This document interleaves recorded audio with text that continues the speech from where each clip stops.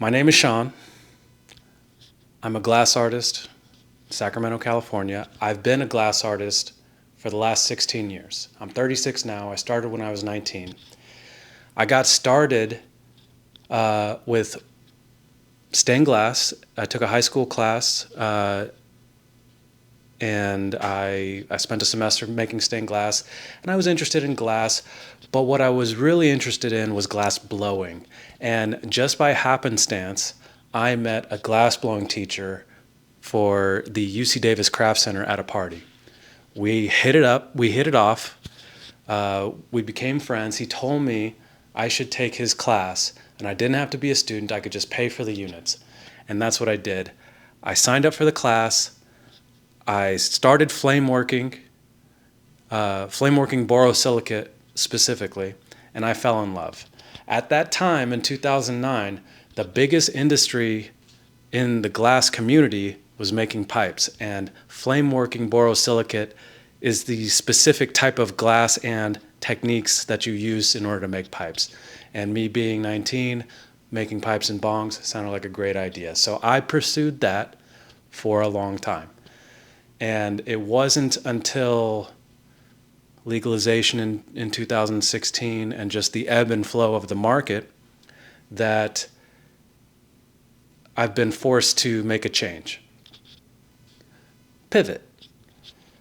Additionally, I'm going to go into this into greater detail in maybe another video, but flame working is all based on your dexterity in your hands. And in 2020, during the pandemic, I started to develop a pain in my wrist. And when I went to go see the doctor, he told me it was arthritis and that there was nothing to fix it, that I was just going to have, this stiffness and pain in my wrists and fingers forever. And it's been getting worse every year. And it's greatly affected my ability to blow glass. So because it's the dexterity in your hand that gives you the control, the quality of my glass has decreased. And I really only have about 2 hours of grip strength to work, which is just not enough time to do it as a full-time job.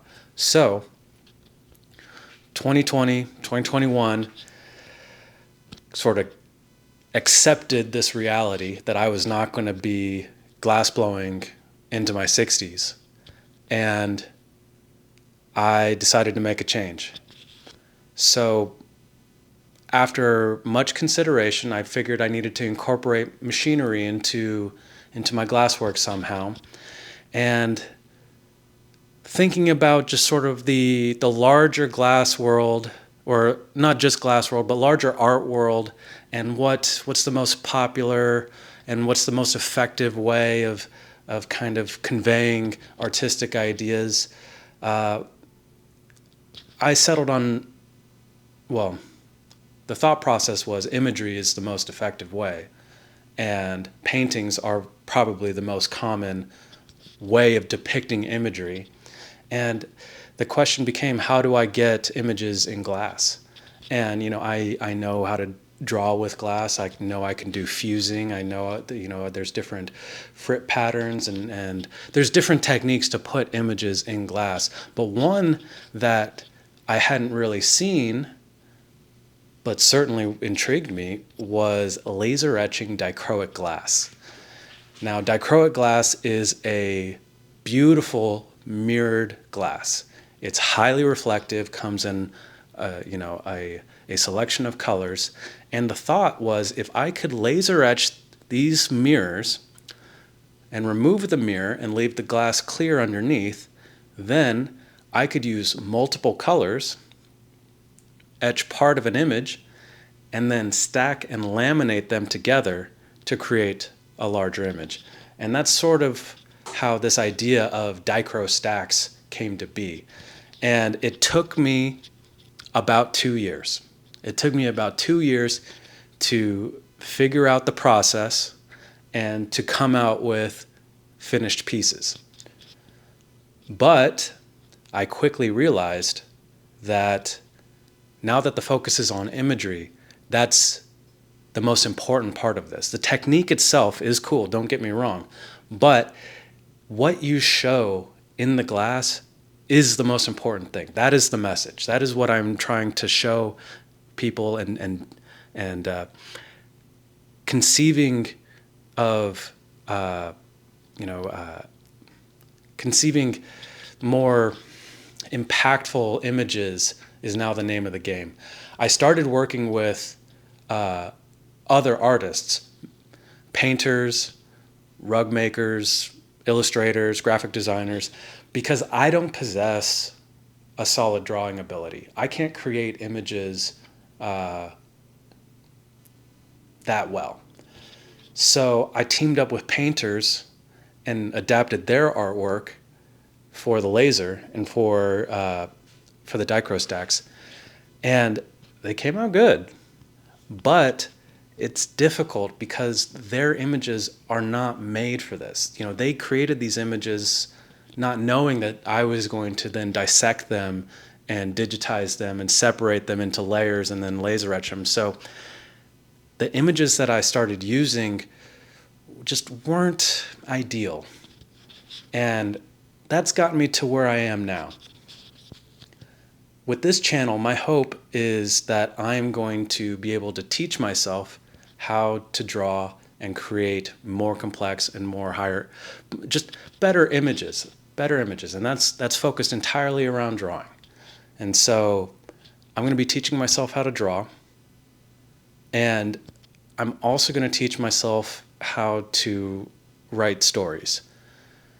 Because one of the interesting ideas I had is maybe it would be cool if there was a story that went along with it. I'm not exactly sure how this is going to play out as a finished piece, but man, when I started thinking about effective images, I couldn't help but think about comics. To have like an impactful moment in a comic be an image, if I could figure out a way of imparting a story with an image in a glass piece, man, I think that would be really something. So I'm going to be teaching myself how to draw, and at the same time teaching myself how to write. So that's going to be this next year's worth of videos, and the next year of my life is giving it my best effort to figure out how to do each of those things and incorporate it into glass. So yeah, this is day one, and man, I am nervous because it is always seemed like a superpower. Drawing always seems like a superpower to me in just the art world. People that can draw, it just feels like they have some magical ability that I just don't have. But because of the glasswork that I've done and learning techniques and learning a process, I know that there is a way to break all this stuff down into simple concepts and simple techniques. And with glasswork, there's like no help. There's few books. There's few teachers. There's this additional like competitiveness and secrecy that exists in the glass world that just makes learning how to be a glass artist very, very difficult. And drawing, there's none of that. There's thousands of YouTube videos, thousands of books. There's people offering courses. There's so much information available that it just seems very unlikely that I won't be able to figure this out. And same with writing stories. Now, writing stories, that's a little bit more. I think that's probably a little bit more esoteric and a little bit more conceptual in like what makes a good story. What do I like personally? What do I think makes like an impactful story? Because you can tell a story of like going to the grocery store, but is that a good story? I don't know. And this is kind of like the hard part with stories is there's maybe a little bit of a less tangible quality of like, is this good or not? But that's part of the exciting journey in storytelling. So